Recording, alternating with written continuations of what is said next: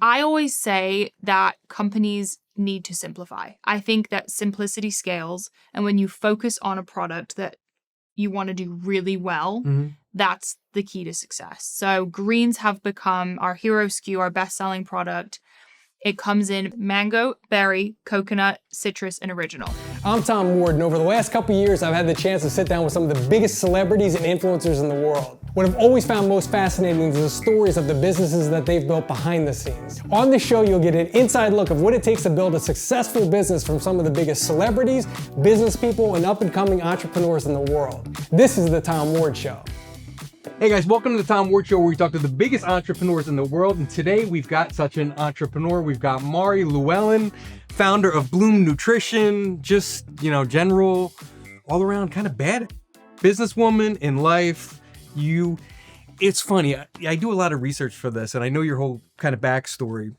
But if I didn't know that, and I just passed you on the street, I would immediately just be like, she looks amazing. It's probably just her genes. She probably doesn't have to work that hard at it. Maybe she has a fast metabolism. And that wasn't the case at all. And how did you weigh 250 pounds? Like, I can't even imagine it. I think that is what surprises a lot of people about me. I don't know what people expect me to look like, but I think that's kind of a good message for everyone. You kind of never know what someone's been through. Why did I weigh 250 pounds? So a lot of reasons. Sure. Mental health was not in a good place. I didn't really have any self-love or self-worth. I didn't really care about what I was putting into my body. I didn't really take care of my body or my mind. And I had just been diagnosed with borderline personality disorder, which for anyone who doesn't know what that is, it's not bipolar, it's not multiple personality disorder. It's basically a disorder that comes from trauma in childhood, and it affects your identity, interpersonal relationships, mood swings, and it can really take over your whole life if it's not managed correctly. So I was diagnosed later in life and put on a lot of medication. How old were you when you got diagnosed? I was diagnosed, I want to say I was 21, 22. Because I'm bipolar too, so I can relate to your struggle. But that came, I think a lot of mental illnesses kind of pop up during, teenage years, high school. Did you notice something? Did you notice something was off then, or did it not click until you were in your 20s? It was kind of like a snowball effect. I think I always knew I was a highly sensitive individual.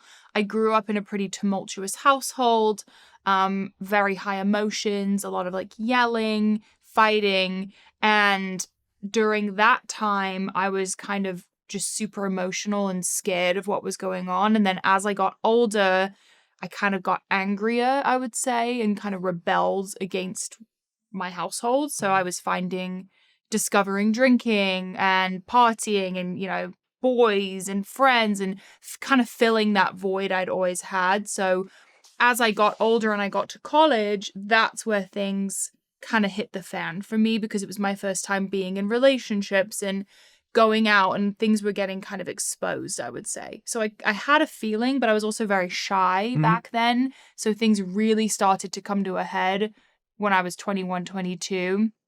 I had my first experience with self-harm, and that's where it was like, oh, shoot. Like, something's really wrong here. And I was with my now husband, Greg, at the time. This was like 7 years ago. And he was like, I think you should go and see someone, because he was terrified, because he'd never experienced anyone who had, cut before, which is what I was doing. Yeah, of course. And I went to see a psychologist, and she pretty much immediately put me on antidepressants, anti-anxieties, mood stabilizers, all of it at once. Okay, that's a lot. Okay. I got loaded up. Yeah. And they don't tell you, I mean, at least I wasn't told, one, what is the long-term plan with this medication? When are you going to come off of it? How long are we on it?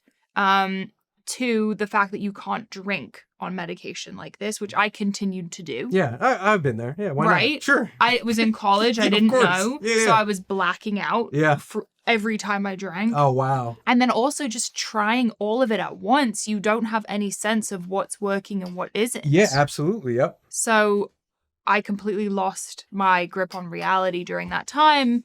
And then the weight gain happened. Did it happen because of the medication, or did you always have like, weight issues kind of growing up? I didn't have weight issues growing up. It really started to happen around this time, from drinking, I would say the medication as well. That's a big side effect with a lot of them, yeah. Right. And then I was just eating crap. Like I was eating super low quality food, a lot of sugar, which does not help with the mood disorder. Well, just on that real quick, because I suffer from the same thing. For me, like diet and exercise are almost as important as medication for me. Oh my like God, it is like a medication to me, in some aspects. Like if I don't know if it's the endorphins or how you feel or getting the sweat. I don't know what it is. Like I'm not a doctor. Yeah. But yeah, and if I'm eating a lot of sugar and crap, like I feel it, and it does affect my mood in a major way. Right. Like if you think about, I used to start my day with an iced coffee with milk and sugar, like this big. Imagine like the ups and the downs. Oh, for sure. I used to do Mountain Dews, straight up sugar Mountain Dews, like the big 1 liter bottle in college. I could picture myself just chugging them all day. I look back and cringe so hard at the things I used to eat, because also the alcohol, like what? Oh, yeah. Everything combined was like the recipe for a disaster, particularly with BPD. Well, you know what I was going to ask? Pause on that, right? So shout out to Greg. Greg, wherever you are, congratulations on all your success. Why would Greg stay with you? That's what I'm thinking in my mind as I'm hearing the story, as I'm doing my research. I go, but he must have really loved her. Like, because if you're early on dating and you see all of this going on, it's like, yeah, where's the exit? Like, let me get out of here. So he didn't stay with me. Oh, he didn't? 100% of the time. Oh, okay. Right around this period of time when I was losing my mind. Yeah, sure.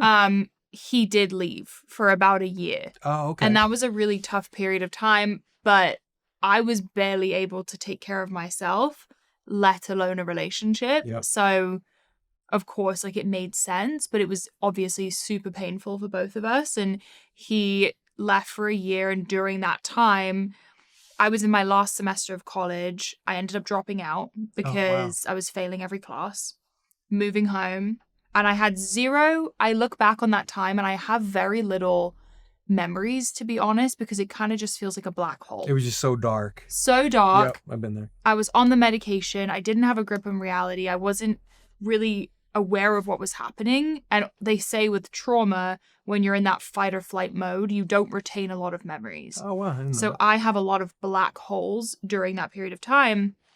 But I moved home and pretty much cold turkey came off the medication, which is not something I'm recommending to anyone. Yeah. Because by the way, you have to do this. We're not doctors. We're not psychiatrists or psychologists. Okay, just saying that. But yeah. Yeah, not doctors, but I've come off meds too. Yeah, in cold turkey, it's no joke. Oh, it's no joke. Depending on what the medication is. But just on that real quick. So you're going through all these issues. Yeah. And you came from kind of a traumatic upbringing and a house where there's chaos and yelling and all this.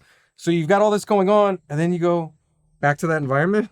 Yeah. How did that work? So at this point, my mum was no longer living with my dad. So Okay. she had moved out and it was just my dad. Mhm. And he came and picked me up from college, which was super embarrassing because I was at my lowest point. Like my apartment was a disaster. My life was a disaster. I was a disaster. So it was embarrassing for sure.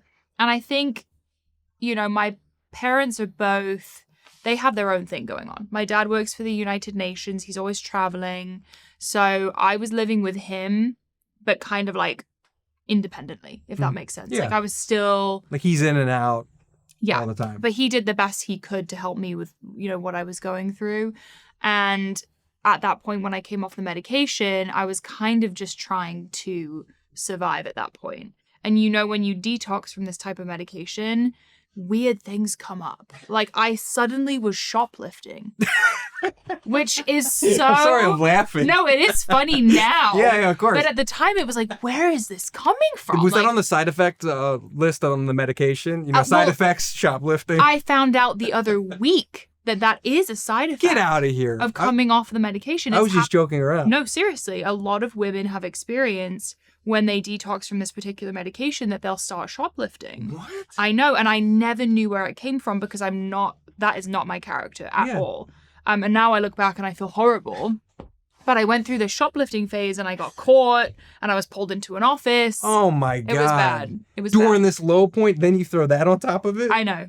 It was honestly anything that made me feel better in the moment. Yeah. Like that was the type of person I was. I would look for short-term happiness. Of course. Drinking, shoplifting, eating, reckless behavior, whatever it was, anything to numb the pain I felt. What was the overall, it's hard to, for me, like I go to therapy once a week, I still do. And for me, like I have to journal because it's not easy for me to remember how I was feeling last Wednesday. Totally. You know what I mean? So unless I write it and read it, I'll go, oh yeah, I was really pissed off that morning or whatever. Yeah. Do you do the same type of thing? Like, is that how you track like your emotions or how do you deal with them now? If you looked at my notes app, you'd be like, what is going on with this girl? Because I have to keep track of, okay, I had this conversation that upset me.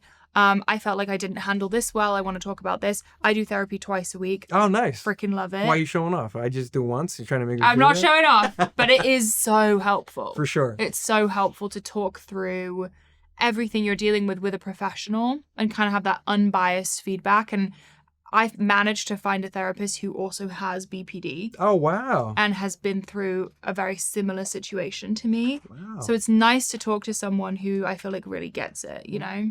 Oh, the journaling, I kind of got sidetracked for a second, but I guess what I really wanted to know is if you could look back, I know it's a hard thing to remember, what was the general overall feeling you had inside most days? What was it?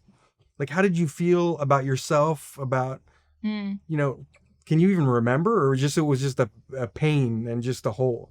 I would say I had a lot of self-loathing. Mm-hmm. I could barely look at myself in the mirror. Like when I go back on that time, I have no photos of myself at all because I didn't want to be on camera. I couldn't look in the mirror.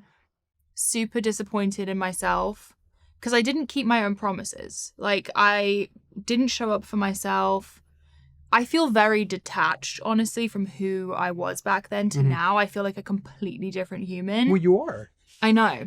But I try to kind of bridge the gap because it's, you know, we're working on that in therapy. It's difficult to heal that part of me if I can't connect. Sure. When in my head, it's literally a different person. But I look back then and I was just in such a deep pain constantly. And I'm honestly shocked that I made it through that, to be honest. You know, and hats off to you. You know, you did. Was there, I'm trying to figure out where was the rock bottom? You know, it's like, because it's in your story, like just listening to you right now, it's like, this happened. And I'm like, oh, that's probably rock bottom. It's like, no, but then I got busted shoplifting. And it's like, when does it end? When does the free fall end? Like, what was your rock bottom where you finally turned it around? You know, where was it for you? Was it a single moment or was it just something you woke up one day and you just, I've had enough? Like, it was a culmination of everything. It was this feeling that like I had dropped out of school and gained all this weight and my health was in a bad place. My mental health was in a bad place. My relationships were ruined. I had no friendships at that point. You know, I was living at home. I kind of just had this, and I think coming off the meds and slowly getting back in reality, I was like, where is my life at right now? Oh my gosh, like what have I done type of feeling. And kind of having this realization that, you know, I hit rock bottom and no one was there to kind of save me. Because at the end of the day, there is no safety net. And I think that was my biggest realization, because when you're kind of bobbing along, living life below your full potential, you kind of just think, oh, someone will come and save me at some point. Like something will turn around. Like you kind of just hope for the best. Yep. And I had this realization where it was like, oh, no, I have to do something about this. Like I am the only person that can fix this situation. And if I want to ever have a life that's worth living, I need to start now. Yeah. So I would say that was really the moment. You know, I'm sober now. I had issues with drugs and alcohol too. My story's a mess too. Like I could totally. I need to hear it. Yeah, we'll talk you later. You have to come on my show. Yeah, I'll come on your show and we'll talk about it. But you know, I've had my issues with drugs and alcohol too, and you know, the story's a mess, and we'll talk later about it too. But kind of what you just said, and I deal with this all the time when people ask me for help. People will come to me all the time for, you know, issues with addiction or like health and fitness.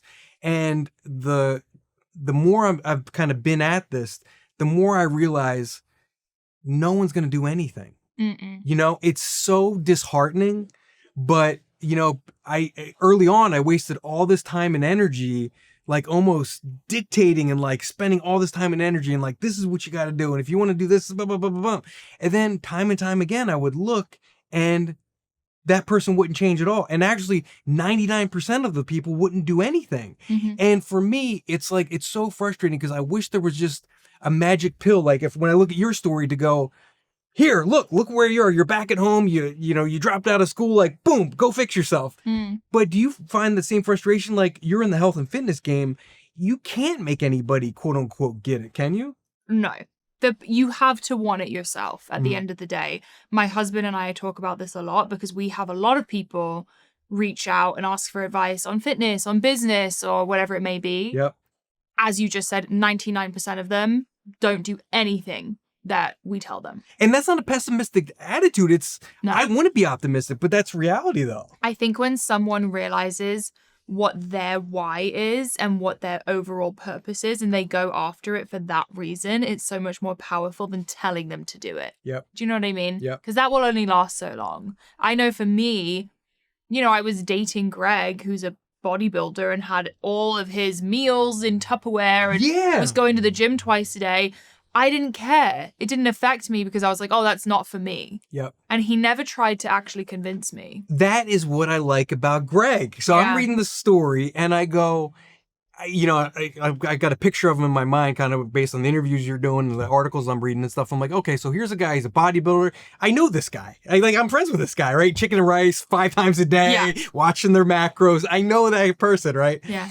And, you know, he's with you who's going through all these things and is kind of living like the exact opposite lifestyle that he's into. Yeah. But it doesn't seem like he was trying to change you or push you or make you feel bad about yourself and force you to kind of live his lifestyle.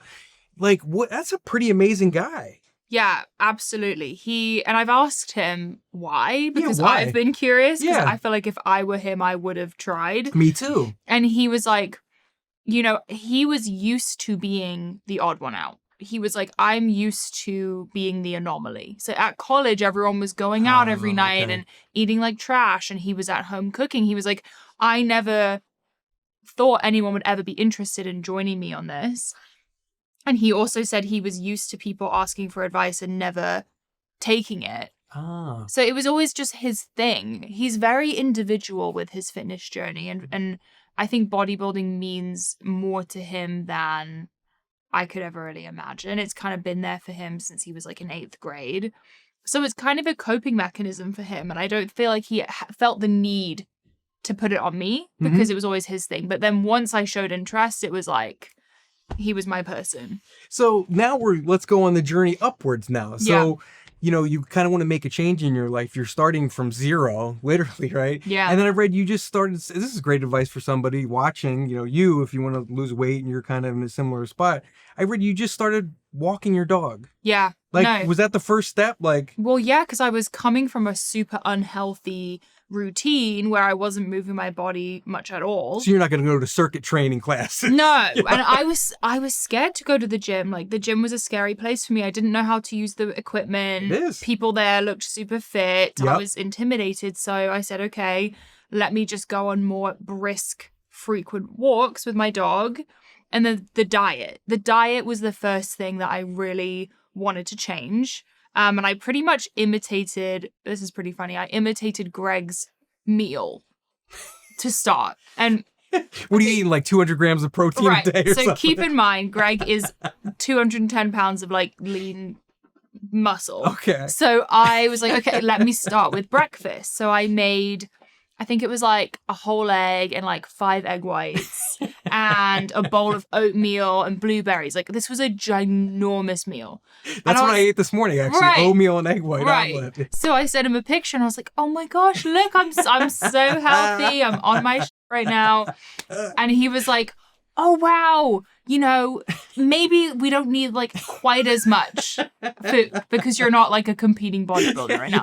I was like, oh, yeah, you're right. But it takes a minute, you know? Of course. But at least I wasn't eating 2 blueberry muffins and a giant iced coffee. Yep. So it was a better substitute, but I learned, okay, maybe I don't need a giant bowl of oatmeal. Maybe it's half a cup with a couple blueberries. Maybe it's 2 to 3 eggs. Okay, maybe the oatmeal isn't working for me anymore. I'll do avocado. So I've really played around with my diet and found exactly what works for me. Okay. Diet was first. Well, just on diet real quick, because you watching this, you're watching this for a reason, right? You're into health and fitness probably. So talk about, you know, you said you experiment. It's easy to say, like, I experimented with different things, and you had a great resource right next to you all the time, right? Who could, you know, who's done this through trials and tribulations, figured out kind of different plans. Do you recommend a certain, you know, meal plan? I don't call them diets because diets don't really work. You know, you can drop weight quick, but if you want something sustainable. Yeah. You know, so I call them like meal plans. I don't know I'm not in health and fitness. Is that the right word for it? So I'm very big on diets being individualized. I think everyone is so different and everyone responds to things very differently. You know, if you want to go the ancestral route, we're all from very different places and benefit from different types of food. So, that's a good point. For example, Greg really thrives on carbs, loves rice, loves oatmeal. That doesn't really make me feel as great. I have ups and downs and crashes and energy goes, you know, in and out. So I love healthy fats. That's always been my thing. So I generally will have a high healthy fat breakfast, a high healthy fat lunch, maybe like a protein snack. And then at dinner is when I will have my carbs, which actually helps me sleep. Apparently, serotonin is the precursor to melatonin. So having carbs at night can help with sleep sometimes. Ooh, okay. Apparently. Yeah. So I like to have sweet potato or a little bit of rice, something clean that I can digest easily. And then also I would say, this probably applies to everyone, whole foods. Like focusing on the non-processed stuff, like a piece of salmon, vegetables, you know, things that you can actually prepare yourself and don't come out of a package, I think is really important. But also just keeping in mind, everyone is so different. That's a good point too. And the weight came off. Like you lost 75 pounds in 9 months. Is that correct? Yes, I will say it didn't just fall off. Like I had to work my butt off. Yes, no, I'm sorry. Yes. No, I wish it fell off, yeah, but it sure. didn't. And I pretty much dedicated. And for me, it's interesting because I think a lot of people see my before and after and associate me with weight loss. But when I think about that time, it was very much a identity / like personal development journey for me. I wanted to, you know, that girl I was telling you about who looked for short-term happiness and avoided challenge and ran away with every problem. I wanted to face everything head on and become the strongest version of myself that I've ever seen. So fitness to me is the perfect parallel to that. Every set, every rep, I was giving it my all, finishing all my reps, maybe doing an extra one. And that was kind of how I slowly trained myself to be a strong person inside and out. And, you know, I was going to ask you too, and you pretty much answered my question. You know, you started out kind of weightlifting. Yeah. And I was wondering too, you know, you mentioned in several interviews and articles this hole you kind of felt inside yourself.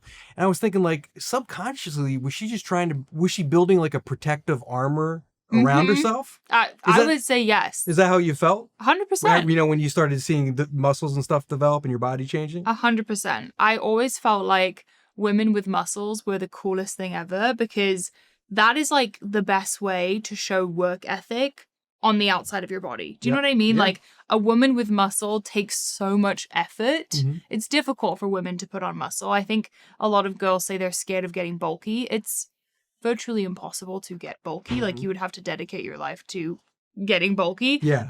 That's a lot of work to get bulky. Yes. I think it's very admirable actually, but I always wanted muscle because I was like, if I want to become this strong, disciplined person who works hard, then I want to like show that. Like I want to be that person. I want to embody a strong individual. So that was why weightlifting really appealed to me, and I still love it today. You know, it's funny, but you know, I always think about this, like fashion. I think the best, like, you know, fashion accessory is a fit body. Yeah. Because I'm looking at you now, it's like, okay, she's not wearing anything flashy. White shirt, tan pants, right? Cool New Balance, you know. There's nothing flashy, but, you know, if you compare yourself to the person then wearing a full, you know, $10,000 outfit, you'd probably take this version, right? The stuff on the outside could be bought. That bicep can't be bought. Yeah. So to me, there's something that extra when I see that, like in a woman with muscles, just like you said, it's like that proves something, or that tells me something about that person. Yeah, and it tells you that they take care of themselves. Yeah. And I feel like whenever I do see someone who's fit, I feel gravitated to them because I feel like, oh, that person takes care of themselves. They have a routine. I think a lot of, you know, I've been married for a year now and I've been with Greg Congrats. for 8 years. Thank you. But I know in the dating world, like you want to kind of look for someone who has their own routine and takes care of their body and, you know, doesn't have to be weightlifting. It could be other things. But yeah, I do think it says a lot about a person. So let's transition into business. Okay. We're going to write an article for Forbes about this. So it's about time we get down to some business, right? Let's do it. So you post, well, let's talk about it. You post the body transformation pic on Instagram. Yeah. And it blows up. Yeah. But you were smart about it because it's easy to have, you know, people say now that everybody's going to go viral once in their life. And chances are, like the odds are, yeah, if you're posting every day for your whole life, you're going to have 1 or 2 pictures or videos that are going to pop off, right? But you used it and created a little business for yourself at first. You made PDFs. I love this story. PDFs of your workout. Yeah. And people would pay you via PayPal, and then you would just email them the PDF file, right? Yep. So how did that come? Was your intention to use that and to try to monetize it? Or was it just people kept asking me what my workout was, so I figured I'd give it to them? It was super organic. And I would say it's so crazy that I'm considered an entrepreneur now because back then I had no interest in business. Yeah. I didn't think I had what it took to be an entrepreneur. It never came into my head. I just knew that fitness journey completely changed my life and I felt like I had a purpose. I felt like I had a why. I was like, okay, I want to help other women who are in the position I once was, you know, and that was my goal. So when I posted that transformation and it blew up the way it did, I suddenly had all these messages asking for help. Like, what did you do? You know, what was the nutrition plan? What was the workout plan? Yeah. And obviously I had Greg with me, and Greg is super, super entrepreneurial. Like when you meet this guy, he was like born to be an entrepreneur. He's crazy. So with both of us combined, you know, I was obsessed with connecting with women, the community, spreading the message. And he was like a marketing genius even back then. Together, we were like, oh, we have something here. So we went to a Barnes and Noble and typed up the workout plan. I look back and I'm like, that thing needed it was a little ugly, but there was some gold in there. Like it was really the whole plan that I followed on my whole weight loss journey. Now that has become an app called the Slay app. But back then it was these guides and we had no idea how to have a website. So we would quite literally DM people on Instagram and be like, hey, if you want the workout plan, it's here. It's $5. We'll email it to you. And we were on the phone all day into the night. That is a hustle. It's a hustle. And honestly, we made a decent amount of money doing that. Yeah. And we did it for a while. What kind of money were you making? I was curious about that too back then. Greg could probably give me... you got to sell a lot of $5 PDF files to We sold a lot. To make some real money, right? We sold a ton. And Greg could probably give you better numbers, but we were selling close to like, once we got a website. Okay. And we were automated selling them, like hundreds of thousands of guides. Wow. Which we saved all the money from that and put into resistance bands. Yeah. We'll talk about that. Yeah. So you take all that, you got all this money. So, you know, I'm not the smartest guy, right? But that sounds like hundreds of thousands of dollars, right? Which we came from zero. Came from zero. Yeah. So now you got all this money, and it would have been real easy for you to kind of look at it like, and I think a lot of people would, it's like found money. Yeah. You know, it's like the bonus you get at work at the end of the year. It's like, that's just fun money, right? I'm going to go buy clothes. I'm going to buy a couch. I'm going to buy a new car, whatever. Yeah. You could have easily dumped that and bought, you know, a couple nice cars and then had nothing, right? Yeah. But instead you save that. And what was the plan? You mentioned, right, you getting the resistance bands, but what was the plan at the time? You see all this money accumulating in your bank account. Yeah. Was that well thought out, the resistance bands thing? Was there a thought that, hey, we need something bigger and we need a physical product? Like, tell me how you ended up at resistance bands. So I think we kind of just realized that we had a formula. I think we realized that, okay, both of us are so passionate about fitness. Mm-hmm. Both of us want this to be our career. Mm-hmm. So whatever we've done here with the PDF guides, we got to keep this going. And it's not like we necessarily had a mapped out plan, like, resistance bands, supplements, whatever, you know, that was never the plan. It was just, let's keep doing what we love. I will keep speaking to the community and making content and sharing what I know. And behind the scenes, let's keep working our butts off and just try to make this work. So, and also make what I want to use, because I was a fan of other fitness influencers. I was very much in the social media scene. I wanted to create products that I wanted to use, because back then, it was like 2017, the women's fitness market wasn't what it is now. There weren't all these like female supplements and female, you know, booty bands and hip thrusting is like, that's a common thing now. Every girl's training their butt, but back then it was still kind of new. Mm-hmm. I was like, we need a nice fabric resistance band instead of these like shitty plastic ones everyone's using and they're flying off left and right. Mm-hmm. So we spent months developing this booty band.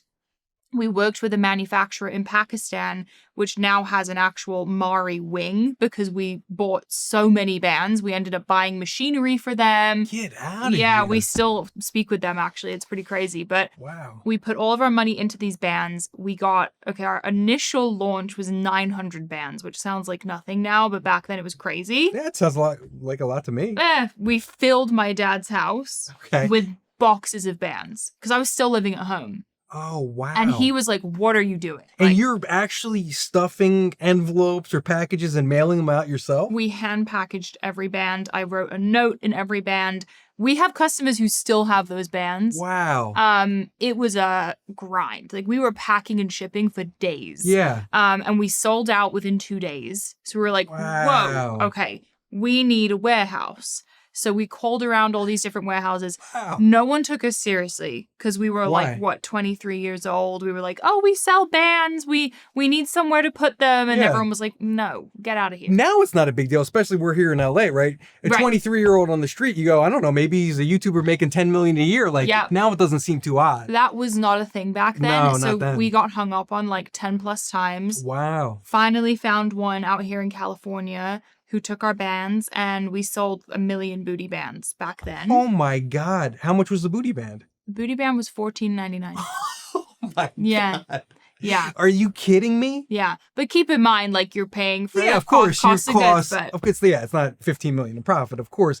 But there's a nice profit in there somewhere. There's a nice profit in there, and we had 0 employees. So wow. That's when we began sampling for Bloom Nutrition, which is now our baby, our giant baby. So did you package every one and ship those bands yourself? Of the 900. Oh, after that you got it, automated. We were like, we're never doing this again. Oh, okay.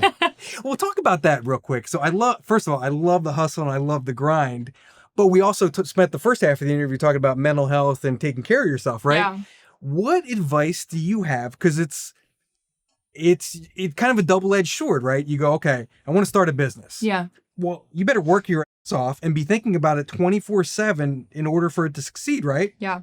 But then you got your mental health and physical health over here. Yeah. Well, wait, I got to devote time to that, but I want the business to be successful too. Like, yeah. How does that work? So, do you have any good advice? Point. Yeah. Great point. It has been an ongoing journey for me, even to right now, to be honest. But I would say the things that made it possible were, one, fitness. Like, the business revolved around fitness. So if I wasn't working out, I didn't have content. I didn't have a way to promote the booty band. I didn't have a way to promote the workout guide. Oh, that's a good point. So they went hand in hand, but also having Greg, I think really helped balance things out. We were working as a team and he knew how important my mental health was. So I was still doing therapy, still going to the gym, taking care of myself.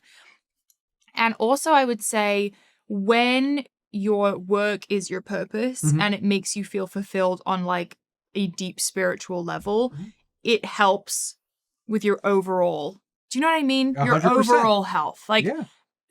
It was great that I got to focus on health and fitness for 9 months, but I needed something more. And this was like bringing me so much joy to see other women's journeys and success stories using the products. It brought me a sense of fulfillment that I think I could have never achieved on my own. You are so right. So I've been doing YouTube for like 5 years, right? But I had a regular corporate job that could not have been more boring or further from this world. I worked for a Fortune 500 company and I sold kitchen equipment to grocery stores. Wow. I fucking hated it. Every morning I would wake up and I would go through bottles of Pepto-Bismol, like 3 or 4 a week, because my stomach would be so upset in the morning with just the anxiety and the dread of the day, that's coming up. Yeah. And then when I quit 6 months ago to focus on this full time, no more Pepto-Bismol. And my wife says I'm much easier, even though I'm working way more than I did then, which is odd. But, it's because I actually like doing this and my mood is much better around the house and I'm easier to deal with. And it's clearly what you're supposed to be doing. Just hearing a little bit of your story to what you do now and helping all these people watching and listening is pretty awesome. But what was so we found your purpose, right? It took us a while to get there. It took me a while to get there too, a long time. But when you were at Drexel and when you were coming up, what was the dream? What did you want to be?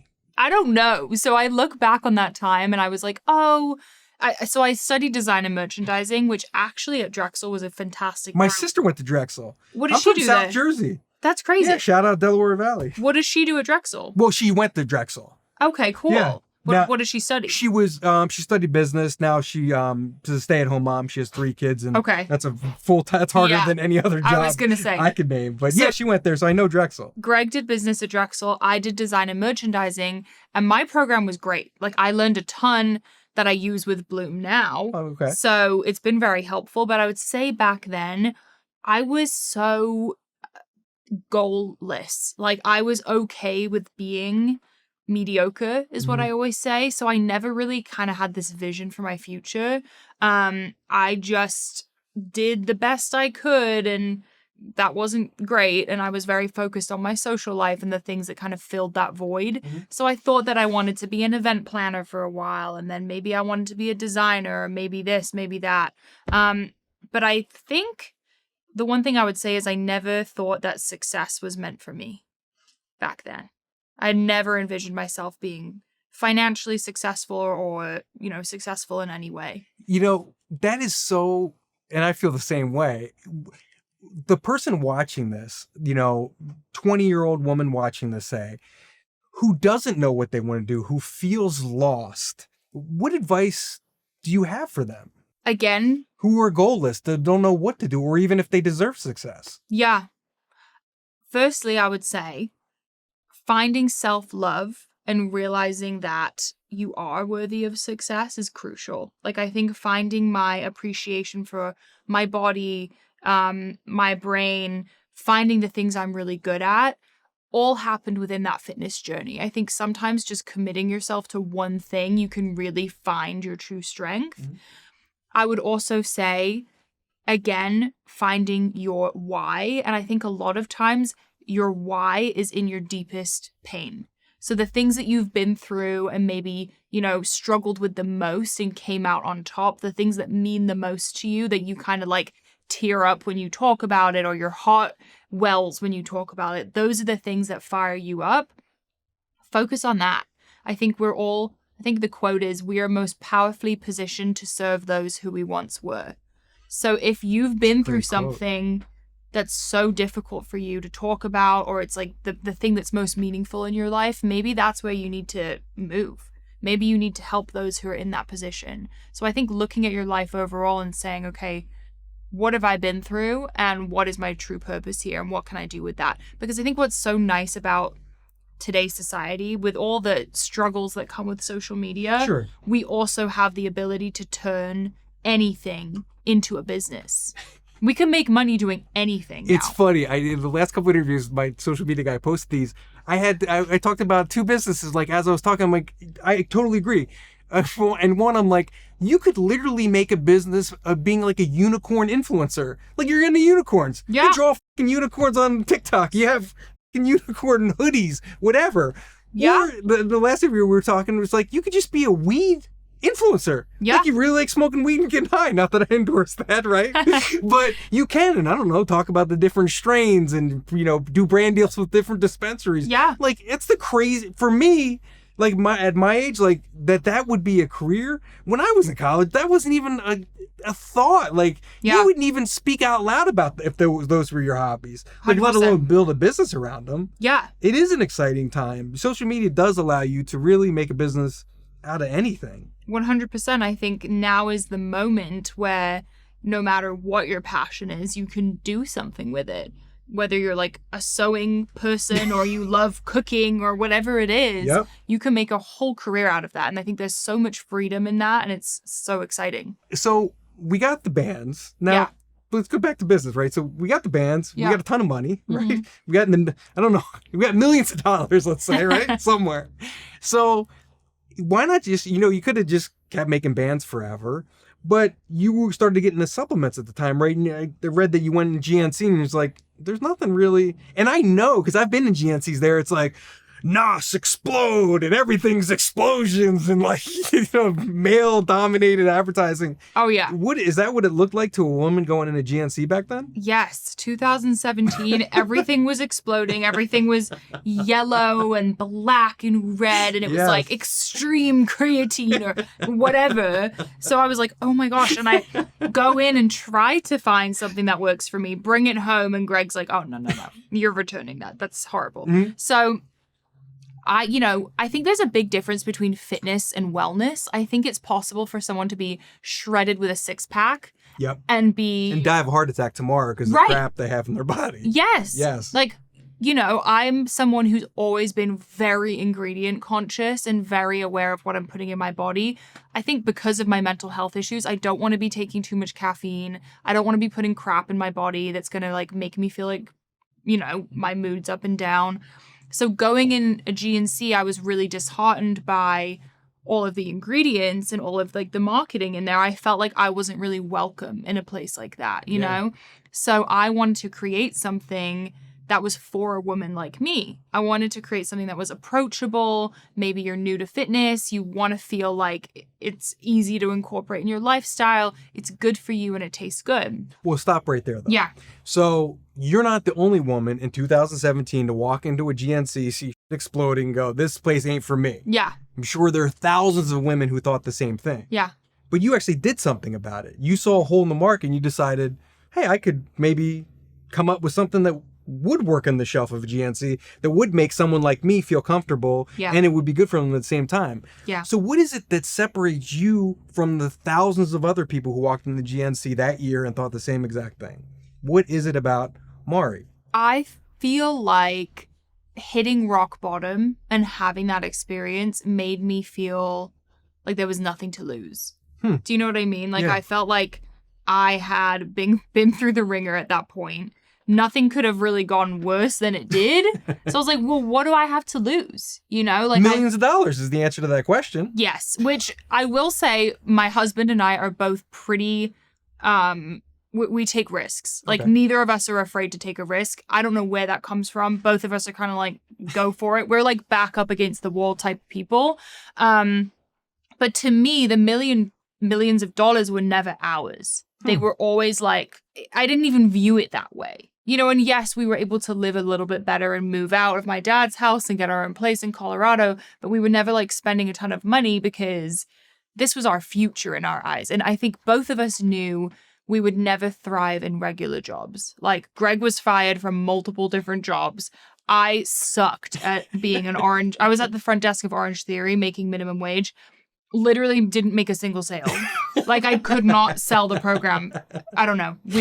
We're both really bad at being employees. So I think we knew that we had to make this work. I think also a lot of people feel like they need a qualification or they need permission to start a business. And Greg and I were like, no one else is doing it. We're going to do it. It was kind of like, if not us, then who? But I think a lot of people, I'm guilty of that too. You go, I don't really, you talk yourself out of it. At first you have this good idea, then you're like, okay, I don't know anything about supplements. Yeah. I don't know anything about distribution. I don't even know how you get on the shelf of a GNC. Mm-hmm. Or is it better to go direct to consumer, have a website? I don't know. That seems like a lot to think about. Forget it. I'll go back to my job tomorrow. I think a lot of people have that self-doubt. And I was lucky because I do struggle with self-doubt quite a lot just because of the way I was raised. Mm-hmm. And I had Greg there with me, who is insane and, you know, takes crazy risks. And I was like, well, if you're doing it with me, then we can do it. Yeah. So I think both of us just knew, like, if it doesn't work out, it doesn't work out, but we have to try. So we started by finding a manufacturer local to us. Was there a certain product you had in mind to start with? Yeah, so we started with pre-workout because I really wanted an all-natural pre-workout that wasn't too crazy, didn't give me jitters or that itchy skin. Oh, yeah. You get? Oh, yes, I'm familiar. So we created 3 all-natural pre-workouts. Okay. Pink grapefruit, green apple, and pina colada. And we literally made the labels ourselves. Like, we didn't print them, but we designed them. Back then, we did literally everything. So the pina colada photo on the label, we made. Like, we bought a coconut and stuck a straw in it and a cherry and took the photo. I look back and I'm like, oh my God, what were we doing? Yeah. But you have to go through that to get to where we are now, because we were doing all the different jobs. We were doing customer service, labels, social media, website, everything. Like, I was doing the photos, Greg was doing the marketing. Yeah.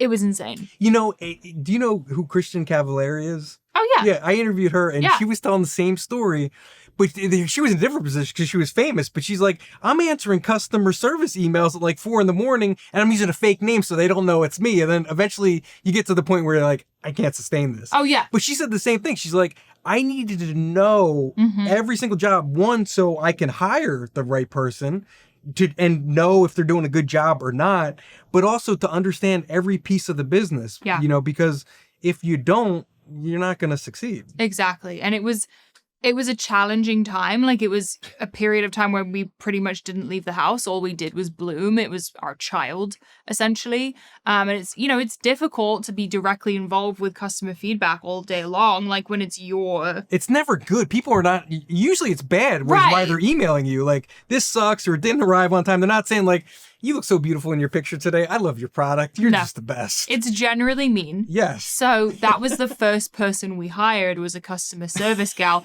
who we still have. Get out of here. Her name's Dom, and she's an angel. She's like the perfect person for customer service. Now she is head of human resources, head of customer service. She's like a team of 7 girls under her. Wow. It's been amazing, actually, to watch a lot of the young people we've hired. I mean, every one of our team members is pretty much under the age of 30. Okay. Yeah. Wow.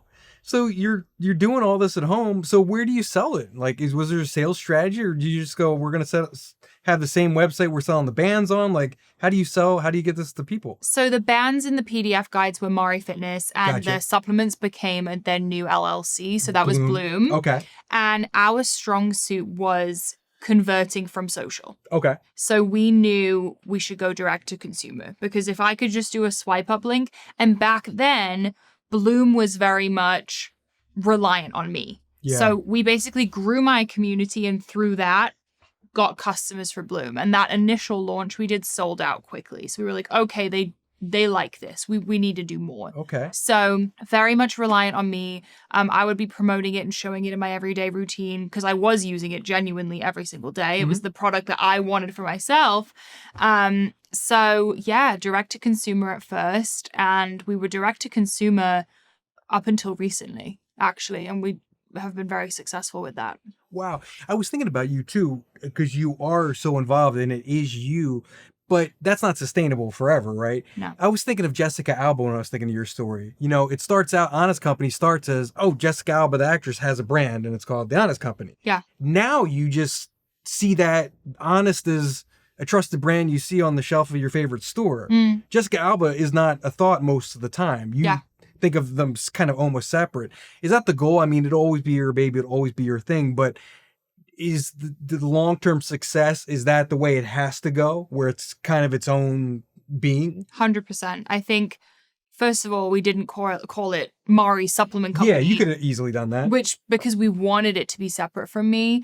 And within the last, I'd say, year and a half, we have people who know of Bloom and have no idea who I am. Most of the time, actually, now, they know Bloom and not me, which is great. Like, that was the goal all along. And now that we have a super successful TikTok program, influencer program, insane marketing, and people just genuinely loving the product, it's known for the greens now. Like, greens are what Bloom is known for rather than me.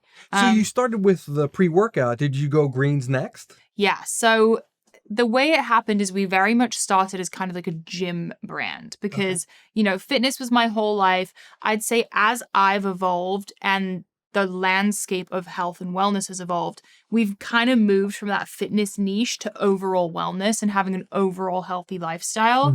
So we hit a point where I was like, okay, I'm not just going to the gym anymore. I'm really living like health is a part of my everyday. I want a product that I can take that has all my fruits and veggies, probiotics, digestive enzymes that tastes really good but helps me digest and helps with bloat. I think every woman listening can agree bloat is like, everyone deals with it. It's the most annoying thing. We all have it. So I wanted to create a product that had that all-in-one feeling that was really easy to incorporate in my life. So we came up with the greens formula.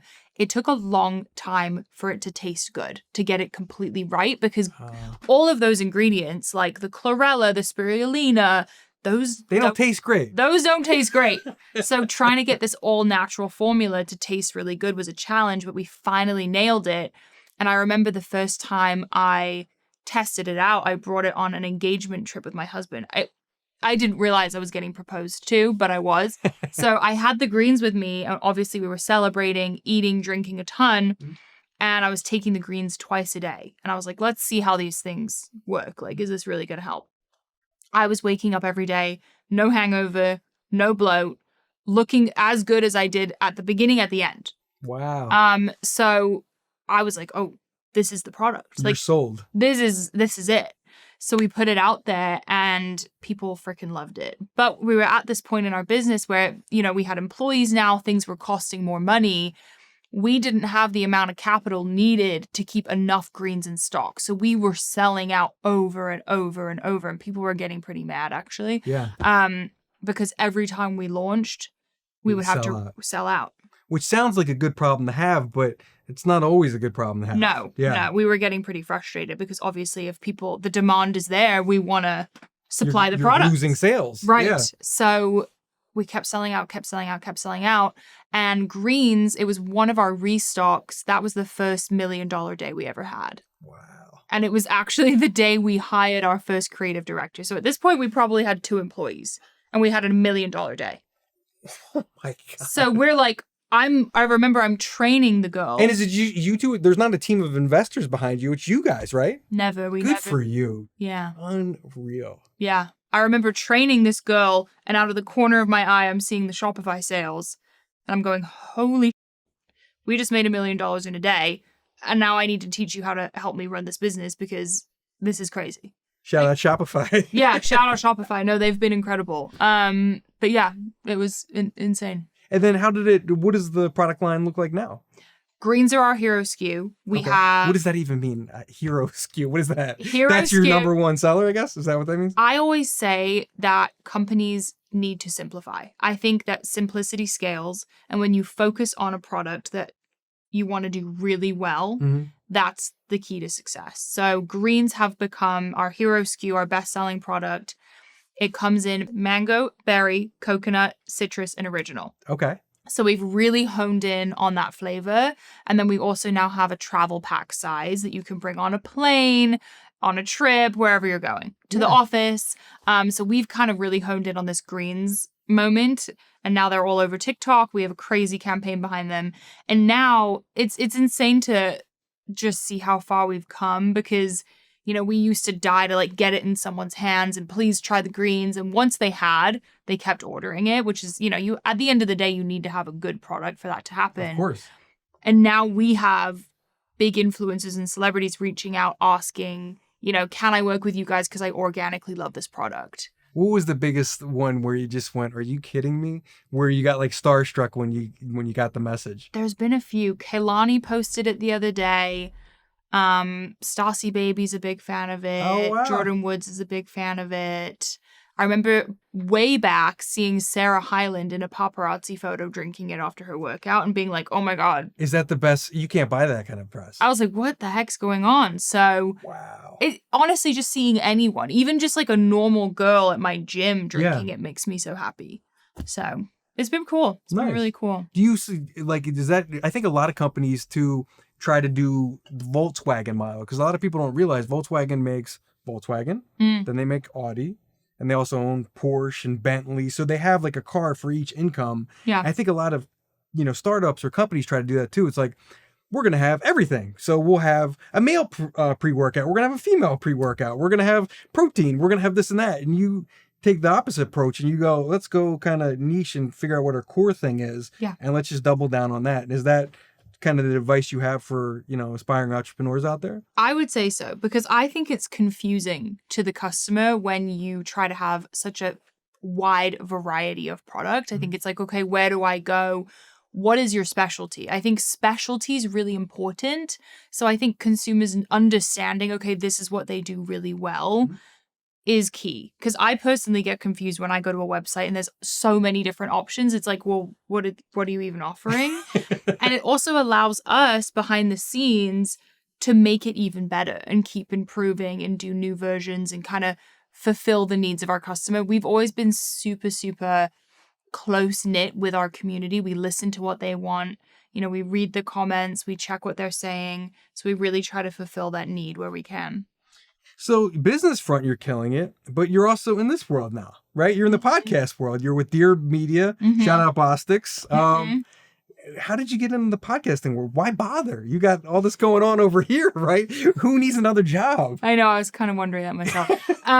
No, it has been a big undertaking, but it has, again, going back to the purpose conversation. What's the name of the show first? Let's promote. It's called The Pursuit of Wellness with Dear Media.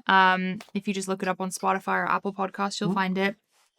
So again, going back to purpose, I've always had this love for connecting and hearing other people's stories. So even just hearing the fact that you have a similar story to me, I find so interesting, and I want to learn from people like you and experts in the health field, in the business field.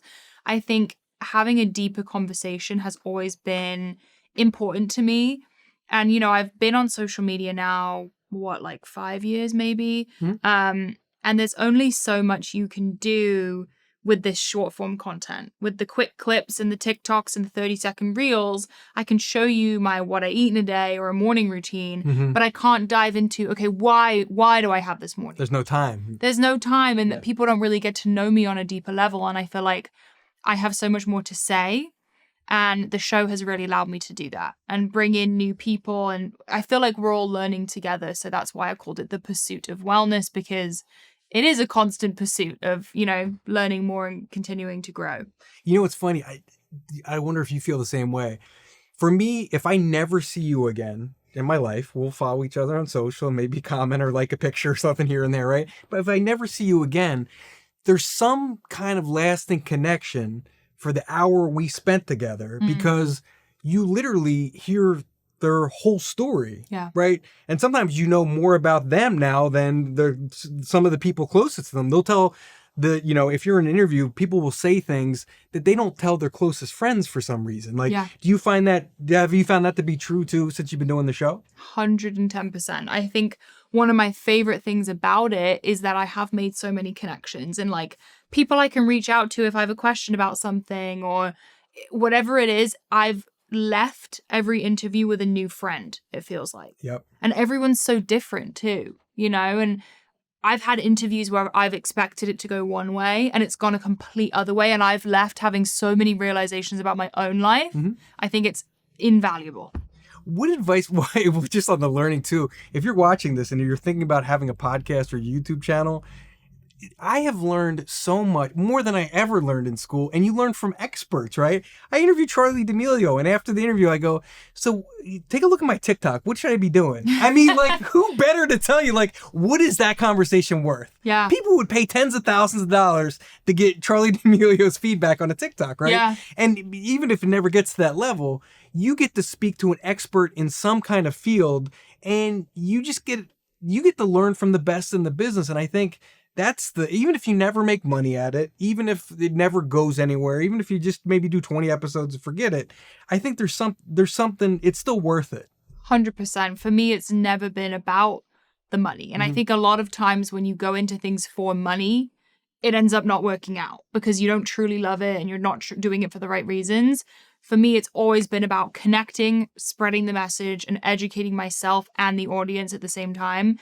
And I'm already obsessed with it. It's been such a fun journey and a lot of learning. Like it really, and even just sitting here with you and watching you interview and the way you set this up is really beneficial for me. And yeah, it's probably one of my favorite things I've ever done in my career. It is fun. Do you have any advice? You've been doing it for a little bit now.